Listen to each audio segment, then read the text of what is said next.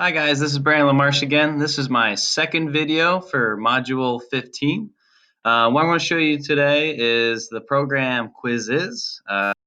Quizizz is a review type program. It provides a game environment for students to kind of review key topics or kind of just test their knowledge. It's kind of like a Kahoot, but more centered around the individual rather than a group setting. So I'm going to show you how to use Quizizz first and show you the final product before I get to all of the questions. So with Quizizz, it is free to join. All you do is sign up. I signed up through my school email. And then it gives you this page. This page is your front page.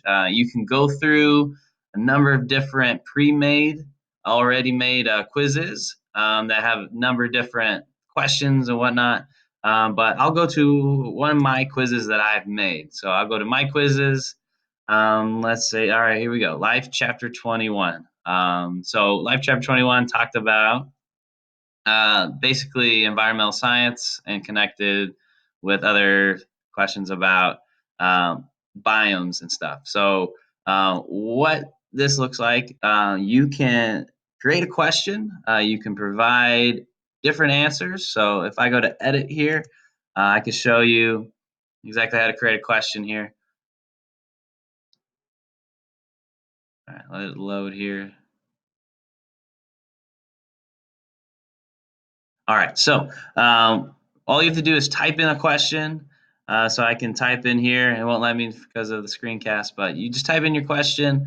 Then you can type in your answers. It'll ask you to choose the correct answer. I believe you can go up to a max of 4 choices, but you can even do less than that.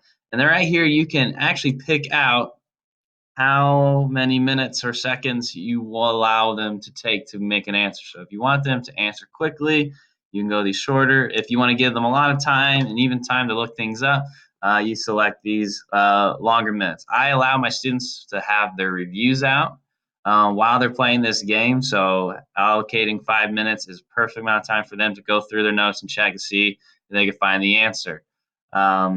You can also provide pictures to these questions. So if I scroll down here towards the end, you can kind of see a couple of questions with pictures. Doesn't look like in this one, but you can add pictures that go with your questions. So you can literally have a question, whereas what is this picture of, and then have your question choices based off that.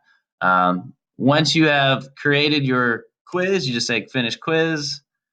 And this will allow your students to be able to take it.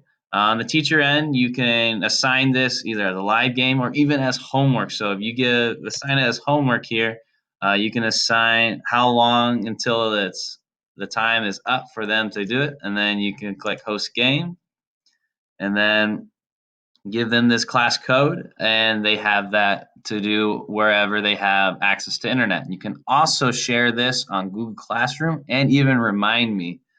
So if that's something that you have access to or use, you can literally share this code and they have that to study or use as a resource for your unit. And then you can see different data that it provides. It provides a lot of great data. It shows you the percentage of everyone's total score. It shows you individuals who got this question right and this question wrong, and can even categorize it for you. So it gives you a lot of great data to look at once everyone has taken it. I do allow my students to retake the game. They just change their name because they won't allow you to use the same name twice. So hopefully you don't have too many students with the same name. Um, so the reason why I chose this is because it's a great tool that, like I mentioned, it puts the student focus on the individual. It's not like Kahoot where everyone is a part of it and everyone's trying to answer the same question at the same time. And with Quizizz, you're almost allowing them to kind of go at their own pace and answer it in their way. There's parts of it where you can even shuffle the questions so they're not seeing the same order every time.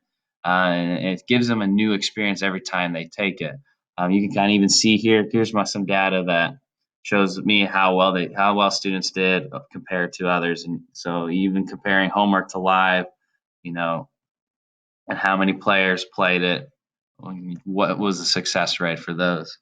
The purpose, again, is kind of review, to be able to give those students opportunity to go through material again. The intended audience will be my students. My parents can also kind of play along with the students if there's a homework quiz that I provide. I never assign it for actual homework. It's just a resource they have access to if they want to study. So my two standards that fit this criteria for Quizizz, 6A.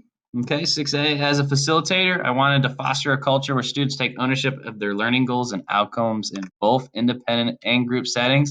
So for this would be an independent setting. They're taking ownership of their learning goals to prepare for the test. And then my next standard would be 6B, the managing use of technology, student learning strategies in digital platforms, virtual environments, hand-on, makerspace, or in the field.